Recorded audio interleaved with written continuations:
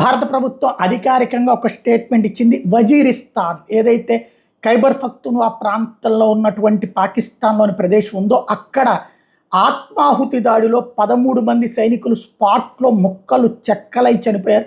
ఏదైతే మొన్నటిసారి భారత్ పాకిస్తాన్ యుద్ధం సందర్భంలో ఖైబర్ పఖ్తూన్ఖ్వా ప్రాంతం కావచ్చు, బెలూచ్ ప్రాంతం కావచ్చు, అక్కడ ఉన్నటువంటి సైనికులలో 3 వంతుల మందిని యువతల వైపుకి తరలించింది పాకిస్తాన్. భారతదేశం మాత్రం ఎవరిని తరలించకుండానే పాకిస్తాన్కి చెక్ పెట్టింది. ఆ సందర్భంలో అక్కడ దొరికిందే ఛాన్స్ అని చెప్పి అనేక నగరాలని ఆక్రమించేసుకుంది బెలూచ్ రెబల్స్.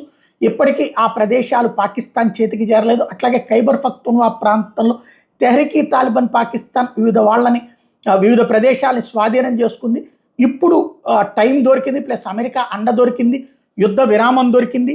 కాబట్టి పాకిస్తాన్ సైన్యం మళ్ళీ సరిహద్దులకి భారీ ఎత్తున బలగాలు తరలించి ఏదైతే ఖైబర్ పఖ్తూన్ఖ్వాలో టీటీపీని వెనక్కి తరిమేసి వాళ్ళ నుండి నా పట్టణాల్ని తిరిగి స్వాధీనం చేసుకోవడం, అట్లాగే బెలూచ్ రెబల్స్ని తన్ని తరిమేసి లేదా వాళ్ళ అంతు చేసి వాళ్ళకి సంబంధించినటువంటి ప్రాంతాలు ఏవైతే ఆక్రమించుకున్నారో తిరిగి తీసుకునే ప్రయత్నం ప్రారంభించింది. నిన్నగాక మొన్న బెలూచ్ ప్రాంతంలో అలా వెళ్తున్నటువంటి సైన్యం మీద బెలూచ్ రెబల్స్ దాడి చేసి విధ్వంసం సృష్టించారు. ఇప్పుడు తాజాగా ఖైబర్ పఖ్తూన్ఖ్వా ప్రాంతంలో వజీరిస్తాన్ దగ్గర చేసినటువంటి అటాక్లో సైన్యాన్ని విపరీతంగా పెద్ద ఎత్తున ప్రాణ నష్టం జరిగింది.